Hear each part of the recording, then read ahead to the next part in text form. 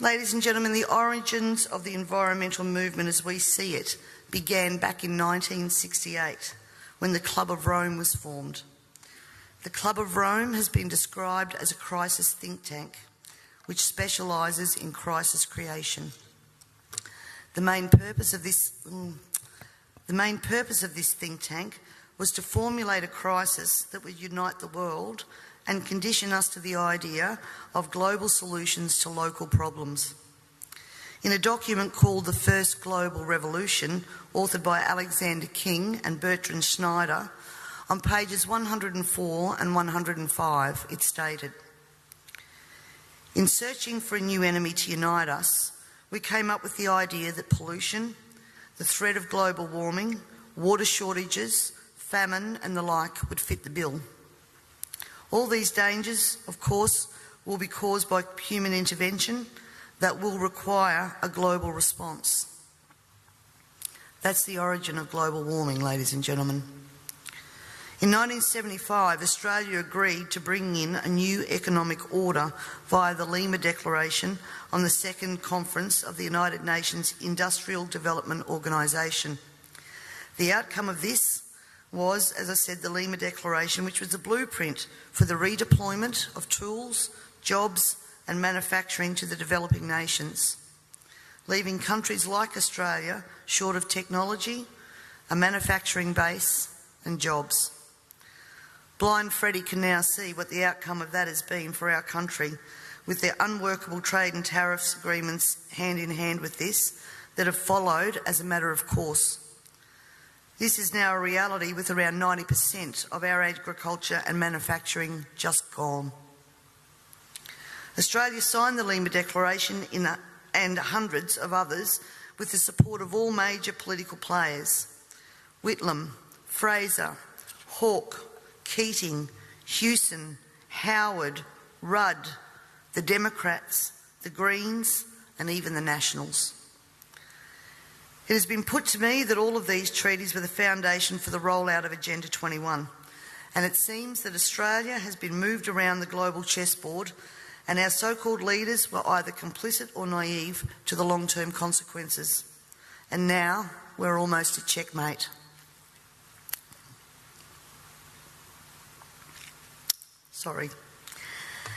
In 1992, former President of the United States, George Bush Sr. said, "Effective execution of Agenda 21 will require a profound reorientation of human society, unlike anything the world has ever experienced. A major shift in the priorities of both governments and individuals, and an unprecedented redeployment of human and financial resources. This shift will demand that a concern for the environmental consequences of every human action will be integrated into individual and collective decision-making at every level." Cutting through the code, I want everyone to consider what the words "profound reorientation of all human society" and "unprecedented redeployment of human and financial resources" actually means. For everyone here tonight not familiar with Agenda 21, I would suggest that this is the beginning of your learning curve, not the end. In 1992, Maurice Strong, Secretary-General of the UN Earth Summit and member of the Club of Rome, said, "It is clear that current lifestyles and consumption patterns of the affluent middle class, involving high meat intake, consumption of large amounts of frozen and convenience foods, use of fossil fuels, ownership of motor vehicles, small electrical appliances, home and workplace air conditioning, and suburban housing are not sustainable." Put those statements together with the previous one, and it must become clear that Agenda 21 is about controlling every aspect of our lives: how we eat, what we eat, how much we eat, how we move around, food production, the amount of food, and where we even live. Dixie Ray, former Washington State Governor and Assistant Secretary for Oceans and International Environmental and Scientific Affairs, stated, "Agenda 21 seeks to establish a mechanism for transferring the wealth from citizens to the third world. Fear of environmental crisis would be used to create a world government and UN central direction. From a report in the 1976 UN's Habitat I conference, land cannot be treated as an ordinary asset, controlled by individuals and subject to the pressures and inefficiencies of the market. Private land ownership is also a principal instrument of accumulation and concentration of wealth, therefore contributes to social injustice. In other words, ladies and gentlemen, if you work hard and you exercise good financial management and invest in property, you are contributing to social injustice. In a report from the President's Council on Sustainable Development, we need a new collaborative decision process that leads to better decisions, more rapid change, and more sensible use of human, natural and financial resources in achieving our goals. And at the same time, Harvey Reuven, Vice Chair of the Wildlands Project, says individual rights will have to take a back seat to the collective. J. Gary Lawrence, advisor to President Clinton's Council on Sustainable Development, participating in a UN-advocated planning process would very likely bring out many of the conspiracy-fixated groups and individuals in our society, and here we are. This segment of our society, who fear one world government and UN invasion, through which our individual freedoms will be stripped away, would actively work to defeat any elected official who joined the conspiracy by undertaking Agenda 21. So we will call our process something else. We will call it comprehensive planning or growth management or smart growth. We ended up with sustainable development. The redeployment of human and financial resources has now become visible to us all via the cut to services and programs to assist the sick, the young, the elderly, and of course the creation of another level of poverty now identified by the term the working poor. I was speaking to a person last week and he said to me, if Hitler was still around, he'd be sitting back thinking, I didn't need bullets for a global takeover. And he'd be right. We see daily cash grabbing via new taxes called levies, supposedly because we are cash strapped in this state, and at the same time see big project spending that does not fit with the message that we are in financial crisis. But we the people have to tighten our belt, while the government seems absolutely unaware and unconcerned of the amount of debt that it is accumulating. This in turn means that taxes, levies, fines and other penalties increase, as well as the cost of living rising exponentially, and the ordinary citizen's ability to exist well is compromised with almost every law that we pass. We're constantly paying for so-called services that we don't receive. This is wealth redistribution at the grassroots level, redeployment of financial resources, ensuring only hardship for the citizens who just really want to get on with their lives. The Parliament has also ventured into the rights of people to own and retain their property and manage it without government interference. In particular, the laws around, as Peter said, water allocation, natural resource management, the Native Vegetation Act, Development and Planning Act, which are all equally toxic to our food producers as they are to our long-term security, we city dwellers.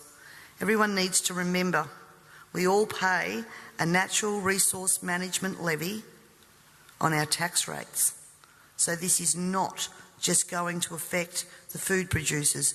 The intrusions into our property that Peter was talking about that land producers are going through will roll out into the suburbs and into the city because they have the authority to do that.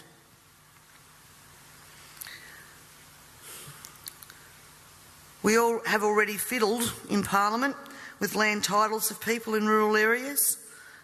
And I'm talking about the Barossa and McLaren Vale legislation that passed.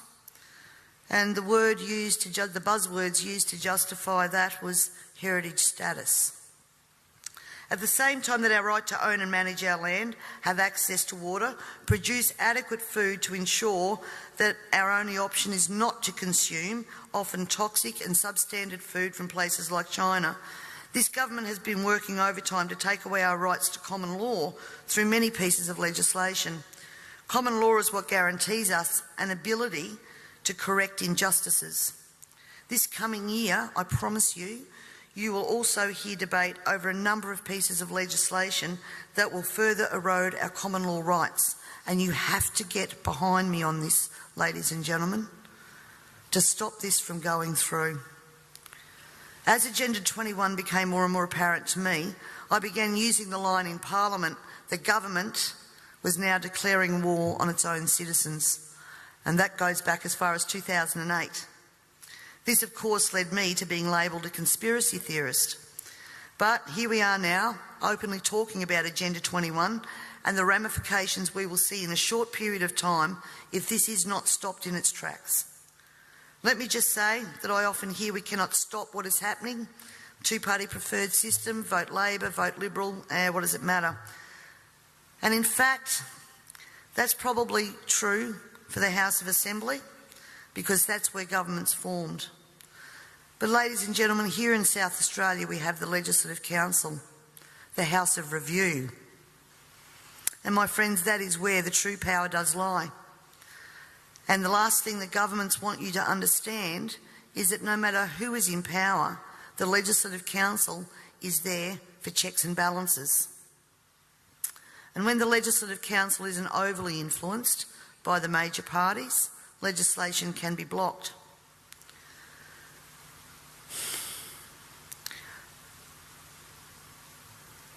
Remember, on most of these policies that I've spoken about here today, there has been bipartisan support for everything that has gone through. When the major parties join together, then the crossbenchers and minor parties, basically our vote is null and void. The way to avoid that is to make sure that when the major parties do join together, they don't have the numbers. For way too long now, we the people have been asleep at the wheel, and it is time to wake up and participate in the democratic process. And to do that, you need to understand the parliamentary and political system that you are trying to rein in. In 1972, the Club of Rome published the alarmist Limits to Growth document, warning of worldwide overpopulation, the need for sustainable development. This was the beginning of the slow process of social engineering and programming people to accept that the planet is struggling to sustain life. On the 8th of October 1973, the New York Times reported a quote from Ted Turner, also Club of Rome. The social experiment in China under Chairman Mao's leadership is one of the most important and successful in human history. In 1987, Mikhail Gorbachev, also a member of Club of Rome, said, "We are moving toward a new world order, the world of communism, and we shall never turn off that road." He also quoted in 1996 Monetary and Economic Review on page 5, "The environmental crisis will be the international disaster that will unlock the new world order, one world government." In 1992 came the Earth Summit, which produced the document called the Earth Charter. This document was co-written by Maurice Strong, long-time globalist, elitist, member of Club of Rome, and Mikhail Gorbachev. Both Strong and Gorbachev stated that it was hoped that this document would be adopted as the new 10 Commandments, with environmentalism as the new one world religion. Out of this summit came Agenda 21.